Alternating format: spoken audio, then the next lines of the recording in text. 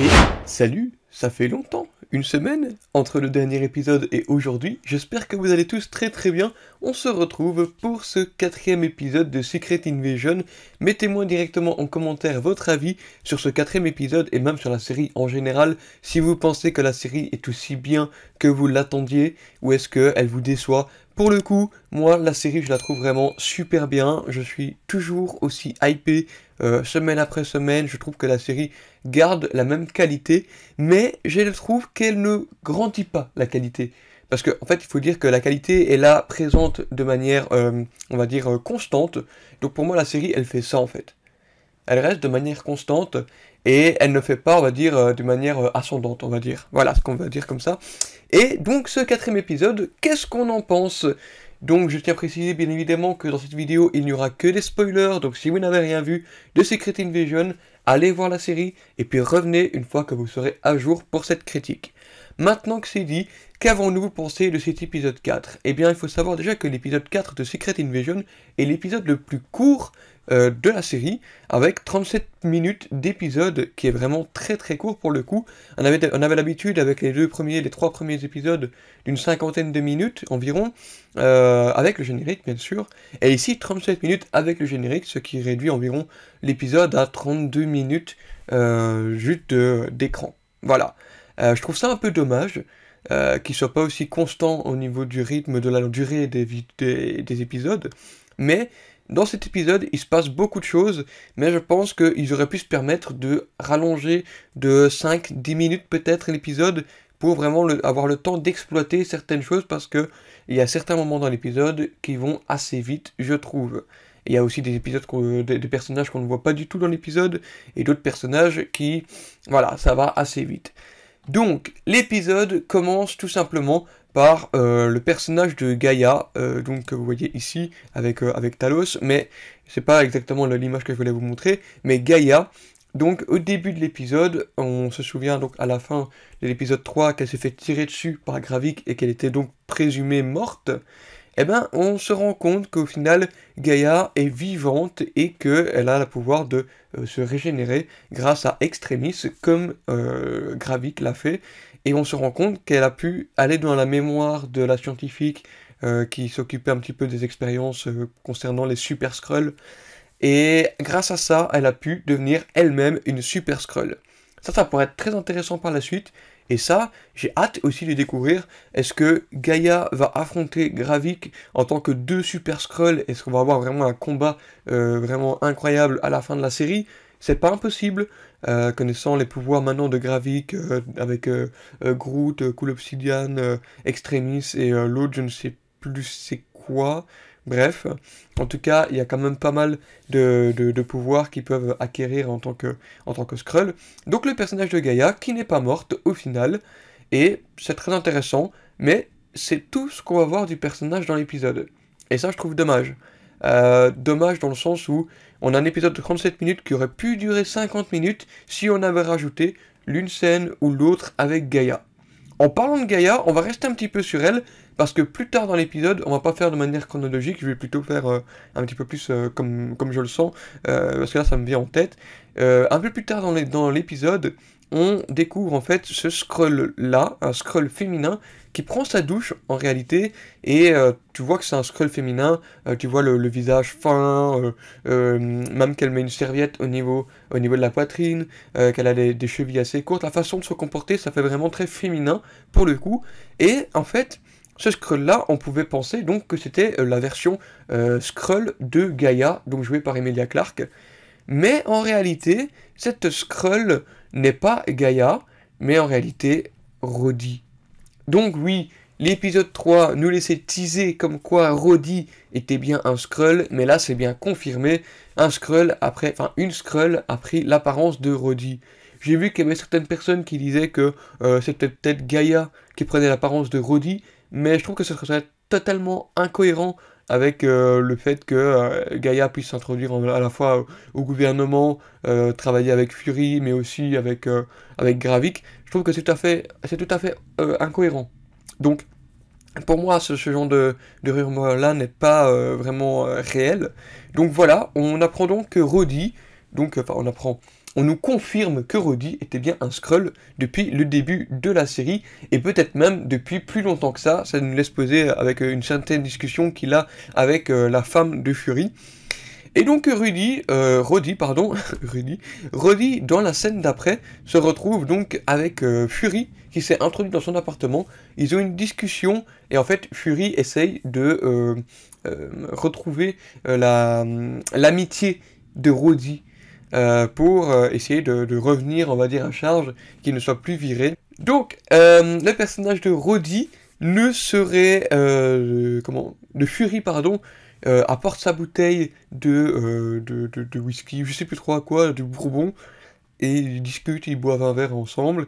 Mais en fait, ce qu'il y a, c'est que c'est très intelligent de la part de Fury, c'est que Fury, il a réussi à faire un traceur liquide qu'il a pu donc mettre dans cette bouteille pour pouvoir permettre de retrouver Rhodey. Et ça, c'est ingénieux, c'est des trucs d'agents secrets, des petits gadgets comme ça, mais un traceur liquide, ça c'est du jamais vu, et c'est fou à quel point Fury est bien équipé, malgré tout. Et donc, le sujet de leur conversation, c'était par rapport au fait que, Rhodey, donc il vient ici, comme vous voyez sur la capture d'écran, comme quoi, il y a toutes les preuves qui vont à l'encontre de Fury, comme quoi, Fury n'est pas, au final, celui qu'il prétend être. Alors que, on sait très bien, nous, que c'est Gravik qui avait pris l'apparence. Mais Rhodey, il veut bien croire Fury.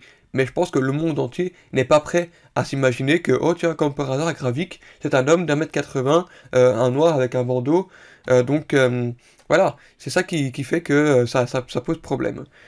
Maintenant, on a parlé donc de ces personnages-là, mais donc on peut aussi revenir sur l'une des premières scènes de cet épisode qui se passe en 2012, où on retrouve Priscilla, la femme de Fury, avec Fury, juste après la bataille de New York, et en fait tu sens cette petite amourette qui commence à s'installer de plus en plus entre les deux.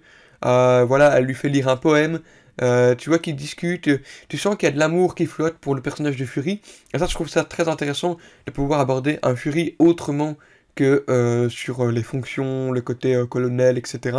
Et qu'on puisse vraiment avoir une vie un peu plus privée autour du personnage. Et donc ça se passe en 2012, ils discutent un petit peu à propos de tout ça, et on les retrouve donc au présent, où là, tu sens que donc Priscilla, souvenez-vous dans l'épisode 3, elle était au téléphone donc avec Rhodey, elle s'est donné rendez-vous avec lui donc à une église, ils ont discuté, ils ont eu des discussions par rapport à Fury, et tu te rends compte que Fury donc était à l'écoute de tout ça, et voilà, c'est ça, il a sorti ça comme étant une trahison entre guillemets, et il se rend compte qu'il n'aurait jamais dû faire confiance à sa femme. Et tu vois que là, directement, ils se pointent tous les deux, l'arme l'un sur l'autre. Je trouve ça vraiment très très fort de voir cru en amour de la sorte, avec tant de mensonges, de trahisons, de choses qui se passent en secret dans le derrière des uns et des autres, que ce soit aussi bien pour Fury ou pour sa femme. Et voilà, donc je trouve que c'est très intéressant, et le fait qu'ils ne se tuent pas tous les deux, c'est aussi très intéressant parce que ça prouve qu'ils tiennent quand même l'un à l'autre. Et voilà, je pense que la femme de Fury, je sais pas trop si on va encore la voir dans le 5e et 6e épisode, ce serait pas impossible, mais je pense que pour le moment, on va pas la revoir avant un moment. Voilà, donc niveau Fury, sa femme, etc. Maintenant, on arrive à la fin de l'épisode où ça devient très intéressant et tout s'enchaîne et tout va très vite. Et ce que j'aime beaucoup, c'est que dans cet épisode, donc on a le moment où ils vont tous se retrouver sur la route, et que du coup l'attaque des Skrulls va attaquer les voitures du président des États-Unis, que vous trouvez donc juste ici dans la voiture là, à côté de Fury. Donc ils vont attaquer le président des États-Unis avec les voitures vont se retourner, et donc Fury et Talos seront sur place pour essayer de le sauver, et malheureusement Talos se fait attraper par Gravik qui le poignarde en plein cœur et qui tue donc Talos. Donc, il faut savoir que Gravik, dans cette série, il a quand même tué beaucoup des personnages principaux entre guillemets. Il a commencé avec Maria Hill dans le premier épisode, il a tué Gaïa dans le 3e épisode, bien, même si elle n'est pas vraiment morte, mais c'est un peu comme s'il l'avait fait. Et ici, il tue son père, Talos, donc dans cet épisode 4, qui, lui, je pense, pour le coup, sera réellement mort pour de bon. et je trouve ça vraiment triste parce que un personnage comme Talos est un personnage qui j'aurais bien voulu voir un peu plus par la suite, dans plusieurs conflits, etc., vraiment pour mener toutes des batailles avec les Skrulls contre les autres Skrulls, un peu plus, avec un peu plus d'ampleur, on va dire. Je trouve ça dommage pour Talos, mais bon, je trouve que la mort est justifiée et c'est un peu normal aussi, parce que dans les trailers on voyait plus trop de plans avec lui. Donc voilà. Mais donc, le fait que Gravik tue Talos va probablement pousser Gaïa à se retourner contre lui, mais de manière définitive. Déjà que Gravik tire sur Gaïa pour la tuer, ensuite il tue son père, je pense que Gaïa va vraiment être enragée contre Gravik, sachant que toute l'équipe de Gravik avait déjà tué sa mère.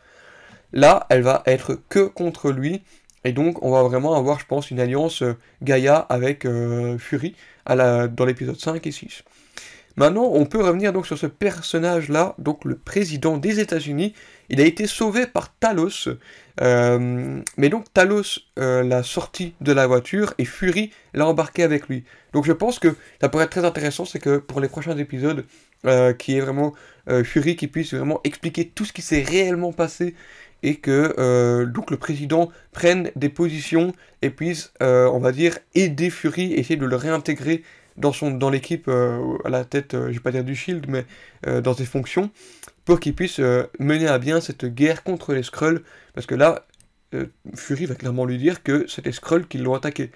Donc, il y a vraiment toute cette opposition qui va s'installer dans les prochains épisodes, et voilà. Je pense que j'ai tout dit sur cet épisode. C'est un épisode qui était assez court, bien qu'il y ait beaucoup de choses qui se soient déroulées tout au long de ces 30 minutes d'écran. Je sais pas ce que vous avez pensé, dites-moi donc toujours en commentaire si vous avez apprécié ou non cet épisode de Secret Invasion.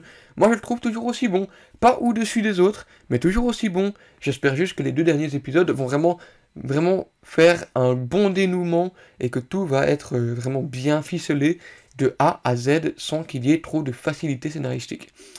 Voilà, c'est tout pour moi pour cette vidéo. Merci d'avoir regardé cette critique.